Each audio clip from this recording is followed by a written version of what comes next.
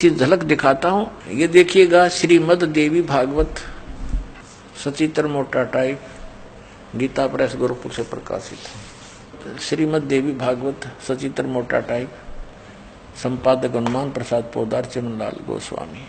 प्रकाशक व मुद्रक हैं गीता प्रेस गोरखपुर, गोविंद भवन कार्यालय, कोलकाता का संस्थान।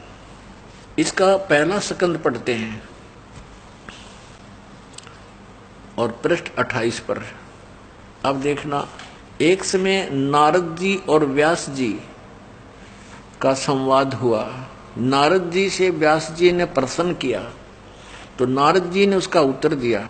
नारद जी ने कहा, महाभाग व्यास जी, तुम इस विषय में जो पूछ रहे हो ठीक यही प्रश्न मेरे पिताजी ने भगवान श्री हरि से किया था। देवा अधिदेव भगवान जगत के स्वामी हैं। लक्ष्मी जी उनकी सेवा में उपस्थित रहती हैं। दिव्य कौस्तुमणि उनकी शोभा बढ़ाती है। वे शंख चक्र गदा लिए रहते हैं, पीताम्बर धारण करते हैं, 4 भुजाएं। वे चराचर जगत के आश्रयदाता हैं। ये विष्णु जी की महिमा कर रहे हैं। नारद जी के ब्रह्मा जी ने बताई थी। जगत गुरु एवं देवताओं के भी देवता हैं। ऐसे जगत प्रभु भगवान श्री हरि महान तप कर रहे थे। उनकी समाधि लगी थी। यह देखकर मेरे पिता ब्रह्मा जी को बड़ा आश्चर्य हुआ। अतः उन्होंने जानने की इच्छा प्रकट की। ब्रह्मा जी ने पूछा, प्रभो, आप देवताओं के अध्यक्ष, जगत के स्वामी और भूत भविष्य एवं वर्तमान सभी जीवों के एकमात्र शासक हैं। भगवान, फिर आप क्यों तपस्या कर रहे हैं और किस देवता की आराधना में ध्यान मग्न है? मुझे असीम आश्चर्य तो यह हो रहा है कि आप देवेश्वर एवं सारे संसार के शासक होते हुए भी समाधि लगाए बैठे हैं। ये तो है ज्ञान श्री ब्रह्मा जी का विष्णु जी को सर्वेश्वर बता रहा है। ब्रह्मा जी के विनीत वचन सुनकर भगवान श्री हरि यानी विष्णु जी बोले। फिर श्री हरि कहने लगे, ब्रह्मन सावधान होकर सुनो, मैं अपने मन का विचार व्यक्त करता हूं। देवता, दानव और मानव सब यही जानते हैं कि तुम सृष्टि करते हो, मैं पालन करता हूं और संकर संहार किया करते हैं। किंतु फिर भी वेद के पारगामी पुरुष अपनी युक्ति से यह सिद्ध करते हैं कि रचने, पालने और संहार करने की यह योग्यता जो हमें मिली है, इसकी अधिष्ठात्री शक्ति देवी है, दुर्गा है। वे कहते हैं कि संसार की सृष्टि करने के लिए तुम में राजसी शक्ति का संचार हुआ है, यानी ब्रह्मा जी रजगुण है, और मुझे सात्विक शक्ति मिली है, विष्णु जी सतगुण। रुद्र में तामसी शक्ति का आविर्भाव हुआ है, यानी शिव जी ये तमोगुण। उस शक्ति के अभाव में तुम इस संसार की सृष्टि नहीं कर सकते, मैं पालन करने में सफल नहीं हो सकता और रुद्र से संहार कार्य भी नहीं हो सकता।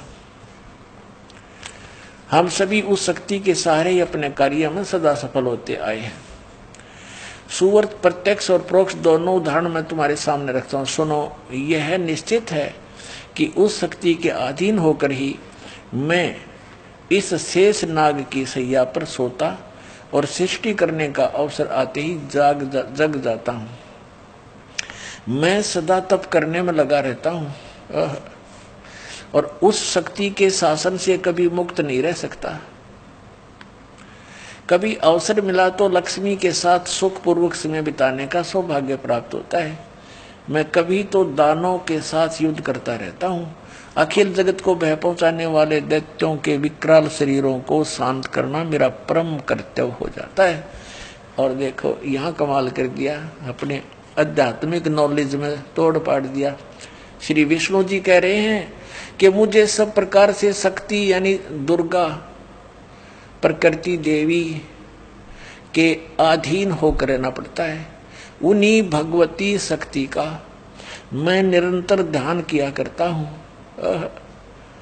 ब्रह्मा जी मेरी जानकारी में, मेरे आध्यात्मिक ज्ञान में, स्पिरिचुअल नॉलेज के आधार से विष्णु जी कह रहे हैं, ब्रह्मा जी मेरी जानकारी में इन भगवती शक्ति से बढ़कर दूसरे कोई देवता नहीं। अब आ गया अंत श्री ब्रह्मा और श्री विष्णु जी के अध्यात्म ज्ञान का। ब्रह्मा जी तो विष्णु जी को सर्वेश्वर बता रहे हैं, सब देवों के मालिक, सारे जगत के स्वामी, आश्रयदाता, और ये कह रहे हैं कि मैं तो दुर्गा के अधीन रहता हूँ, उसी का तप करता हूँ, उसी का ध्यान करता हूँ, उसी की पूजा करता हूँ, और मेरी जानकारी में, मेरे अध्यात्म ज्ञान में जितना मुझे ज्ञान है, इस दुर्गा से ऊपर कोई भगवान नहीं। ये आ गया अंत श्री विष्णु जी के अध्यात्म ज्ञान का।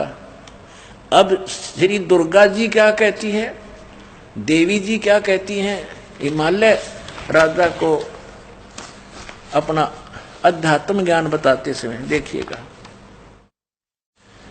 7वां स्कंद और ये 562 पृष्ठ पे, ये 562 पृष्ठ। देवी के द्वारा हिमालय को ज्ञानोपदेश और ब्रह्म स्वरूप का वर्णन। पहले तो इसने अपने विषय में कुछ जानकारी दी है, लेकिन वो उसके विषय में कह दिया ये भी कंप्लीट नहीं है। श्री देवी जी कहने लगी, पर्वतराज, उस ब्रह्म का क्या स्वरूप है यह बतलाया जाता है, जो प्रकाश रूप, सबके अत्यंत समीप में स्थित, हृदय रूप गुहा में स्थित होने के कारण गुहाचर नाम से प्रसिद्ध और महान पद अर्थात परम प्राप्य है। वह समस्त प्रजा के ज्ञान से परे है, अर्थात किसी की बुद्धि में आने वाला नहीं है, यह तुम जानो। जो परम प्रकाश रूप है, जो सूक्ष्म से भी अत्यंत सूक्ष्म है, जिसमें संपूर्ण लोक और लोकों में निवास करने वाले प्राणी स्थित हैं, वही यह अक्षर ब्रह्म है, और वही सबके प्राण है, वही सबकी वाणी है, और वही सबके मन है।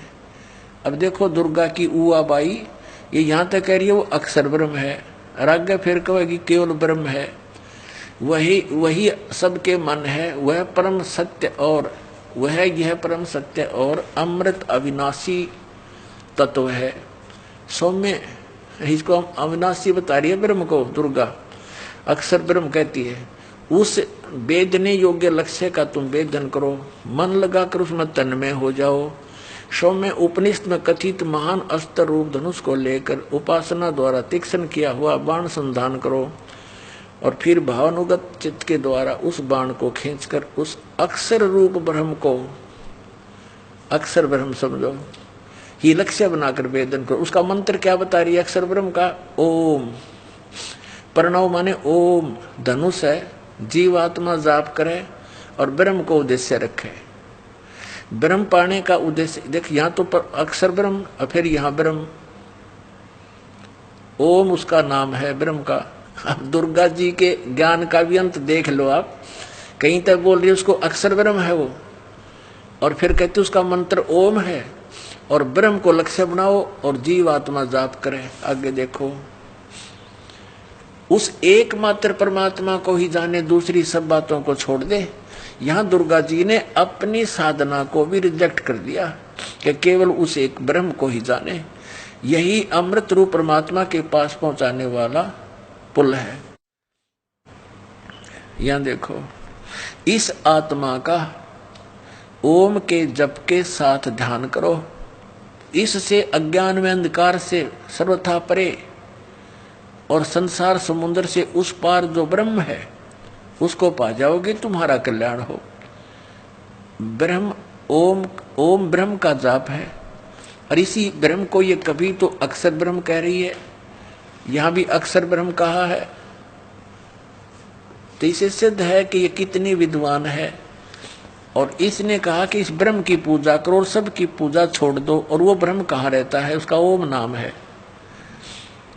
वह यह सबका आत्मा ब्रह्म, ब्रह्मलोक रूप दिव्य आकाश में स्थित है। ये ब्रह्म ब्रह्मलोक में रहता है अपने आत्माओं। यही यजुर्वेद अध्याय नंबर 40 के मंत्र नंबर 17 में स्पष्ट है। वेद ज्ञान दाता ये ब्रह्म है, ये कहता है कि मैं ऊपर अंतरिक्ष में ब्रह्मलोक में रहता हूँ, स्वर्ग में रहता हूँ, और वो परमात्मा तो प्रोक्ष है, वो तो गुप्त है, उसकी जानकारी हमें नहीं है। वो तत्वदर्शी संतों से पूछो।